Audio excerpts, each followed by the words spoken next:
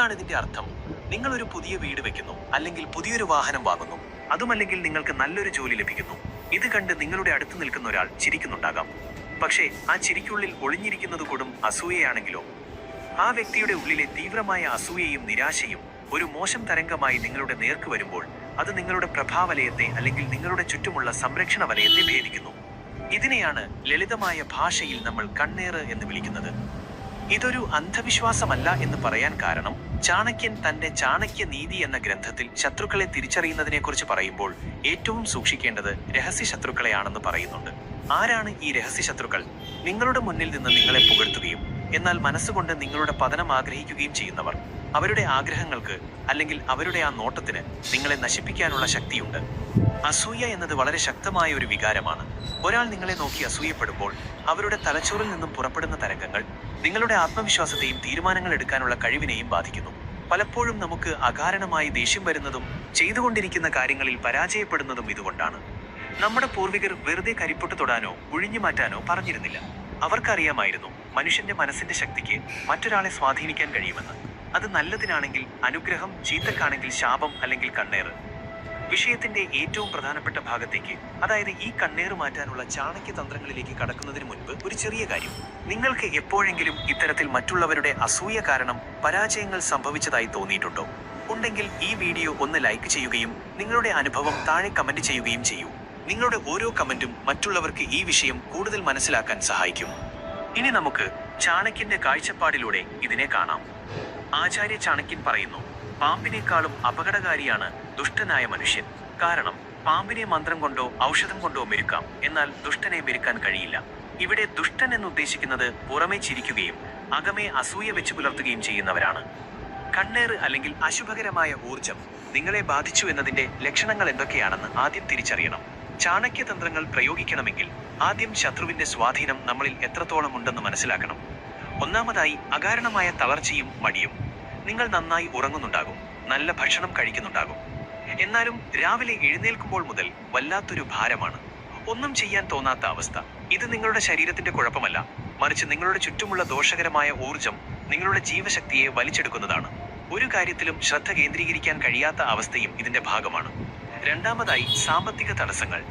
വരാനിരുന്ന പണം അവസാന നിമിഷം മുടങ്ങുന്നു, അല്ലെങ്കിൽ കയ്യിൽ പണം വന്ന ഉടനെ തന്നെ അത് അനാവശ്യ കാര്യങ്ങൾക്കായി ചിലവായി പോകുന്നു.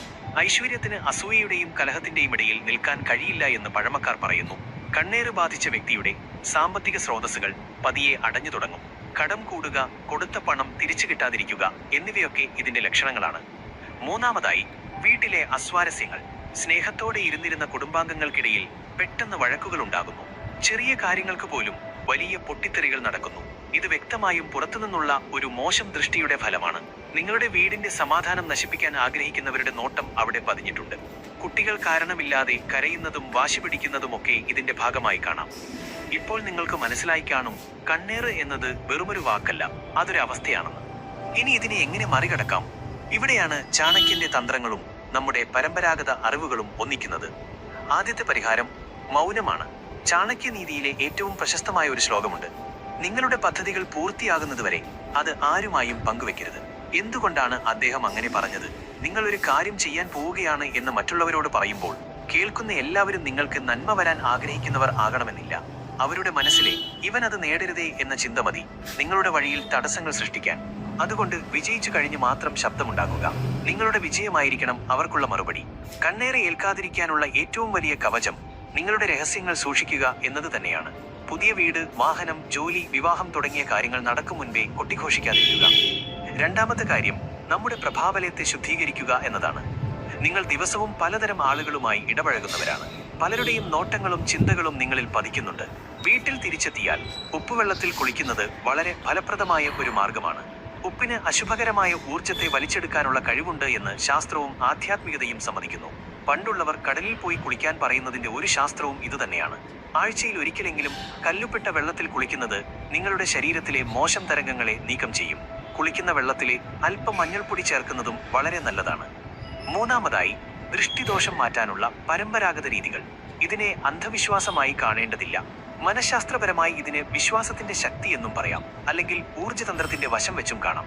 കർപ്പൂരം ഒഴിഞ്ഞു കത്തിക്കുന്നതും ഉണക്കമുളക് ഒഴിഞ്ഞിടുന്നതുമൊക്കെ അഗ്നി എന്ന തത്വത്തെ അടിസ്ഥാനമാക്കിയുള്ളതാണ്. അഗ്നിക്ക് എന്തിനേയും ശുദ്ധീകരിക്കാനുള്ള കഴിവുണ്ട്. നിങ്ങളുടെ ചുറ്റുമുള്ള അന്തരീക്ഷത്തിൽ നിൽക്കുന്ന മോശം ചിന്താശകലങ്ങളെ നശിപ്പിക്കാൻ അഗ്നിക്ക് സാധിക്കും. അതുകൊണ്ടാണ് പൂജാവേളകളിലും മറ്റും നമ്മൾ ദീപാരാധന നടത്തുന്നത്. ഇത് ചെയ്യുമ്പോൾ നിങ്ങളുടെ മനസ്സിന് ലഭിക്കുന്ന ഒരു ആശ്വാസവും ധൈര്യവും വളരെ വലുതാണ്. നാലാമതായി ചാണക്യൻ നൽകുന്ന മറ്റൊരു ഉപദേശം ശക്തമായ മനസ്സാണ്. ആരെന്ത് വിചാരിച്ചാലും എനിക്ക് കുഴപ്പമില്ല എന്ന ചിന്ത നിങ്ങൾക്കുണ്ടായാൽ ഒരു നോട്ടത്തിനും നിങ്ങളെ തകർക്കാൻ കഴിയില്ല. മറ്റുള്ളവരുടെ അസൂയയെ ഭയക്കുന്നതിന് പകരം അത് നിങ്ങളുടെ വളർച്ചയുടെ ലക്ഷണമായി കാണുക. ആളുകൾ എന്നെ കണ്ട് അസൂയപ്പെടുന്നുണ്ടെങ്കിൽ ഞാൻ അവരെക്കാൾ മുകളിലാണ് എന്ന മനോഭാവം വളർത്തിയെടുക്കുക. നിങ്ങളുടെ ആത്മവിശ്വാസം ഒരു കണ്ണാടി പോലെ പ്രവർത്തിക്കും. വരുന്ന മോശം ഊർജം ആ കണ്ണാടിയിൽ തട്ടി അവരിലേക്ക് തന്നെ തിരിച്ചു പോകും. കൂടാതെ നിങ്ങളുടെ വീട്ടിലും ജോലി സ്ഥലത്തും അനുകൂലമായ ഊർജം നിലനിർത്താൻ ചില കാര്യങ്ങൾ ചെയ്യാം. വീട് എപ്പോഴും വൃത്തിയായി സൂക്ഷിക്കുക. ചാണക്യൻ പറയുന്നു, ഐശ്വര്യം വൃത്തിയില്ലാത്ത ഇടത്ത് വസിക്കില്ല. അലങ്കോലമായി കിടക്കുന്ന സ്ഥലങ്ങളിൽ ദോഷകരമായ ശക്തികൾ പെട്ടെന്ന് തളം കെട്ടി നിൽക്കും. രാവിലെയും വൈകിട്ടും വീടിന്റെ ജനലുകൾ തുറന്നിടുക. വായുസഞ്ചാരം ഉറപ്പാക്കുക. സുഗന്ധമുള്ള ചന്ദനത്തിരിയോ സാമ്പ്രാണിയോ ഉപയോഗിക്കുന്നത് അന്തരീക്ഷം മാറ്റാൻ സഹായിക്കും. വീടിന്റെ മുൻവാതിലിന് നേരെ കണ്ണാടി വെക്കാതിരിക്കുക. കാരണം വരുന്നവരുടെ പ്രതിബിംബം അതിൽ പതിയുമ്പോൾ അവരുടെ ഊർജവും വീട്ടിലേക്ക് പ്രതിഫലിക്കുമെന്ന് പറയപ്പെടുന്നു. ഒരു കാര്യം നമ്മൾ എപ്പോഴും ഓർക്കണം, കണ്ണേറ് അല്ലെങ്കിൽ അസൂയ എന്നത് മറ്റുള്ളവരുടെ പ്രശ്നമാണ്, നിങ്ങളുടെ പ്രശ്നമല്ല. പക്ഷേ അത് നിങ്ങളെ ബാധിക്കാൻ അനുവദിക്കുമ്പോഴാണ് അത് നിങ്ങളുടെ പ്രശ്നമായി മാറുന്നത്. നിങ്ങളെ തകർക്കാൻ നോക്കുന്നവരുടെ മുന്നിൽ തളരാതെ കൂടുതൽ കരുത്തോടെ ജീവിച്ചു കാണിക്കുന്നതാണ് ഏറ്റവും വലിയ പ്രതികാരം. ചാണക്യൻ തന്റെ ശത്രുക്കളെ നേരിട്ടത് ആയുധങ്ങൾ കൊണ്ടായിരുന്നില്ല, ബുദ്ധി കൊണ്ടായിരുന്നു. നിങ്ങളുടെ ബുദ്ധിയും മനസാന്നിധ്യവുമാണ് നിങ്ങളുടെ ഏറ്റവും വലിയ രക്ഷാകവചം. കണ്ണേറ് മാറ്റാൻ വലിയ പൂജകളുടെയോ മന്ത്രവാദികളുടെയോ അടുത്തേക്ക് പോകേണ്ട കാര്യമില്ല. നിങ്ങളുടെ ദിനചര്യകളിലും ചിന്താഗതിയിലും ചെറിയ മാറ്റങ്ങൾ വരുത്തിയാൽ മതി. മറ്റുള്ളവർക്ക് അസൂയ തോന്നുന്ന തരത്തിൽ വളരുക, എന്നാൽ ആ അസൂയ നിങ്ങളെ തൊടാത്ത തരത്തിൽ ജീവിക്കുക. അതാണ് യഥാർത്ഥ വിജയം. നിങ്ങളുടെ സന്തോഷം, നിങ്ങളുടെ പുരോഗതി, നിങ്ങളുടെ സമാധാനം, ഇത് മൂന്നും സംരക്ഷിക്കേണ്ടത് നിങ്ങളുടെ കടമയാണ്. അവിടെ ആരെയും കടന്നു കയറാൻ അനുവദിക്കരുത്. ശത്രുവിന്റെ കണ്ണിലെ അസൂയയെ ഭയക്കാതെ അതിനെ നിങ്ങളുടെ വിജയത്തിനുള്ള ഇന്ധനമാക്കുക. ഓർക്കുക, ലോകം മുഴുവൻ നിങ്ങളെ എതിർത്താലും നിങ്ങളുടെ മനസ്സ് നിങ്ങളോടൊപ്പം ഉണ്ടെങ്കിൽ നിങ്ങളെ തോൽപ്പിക്കാൻ ആർക്കും കഴിയില്ല.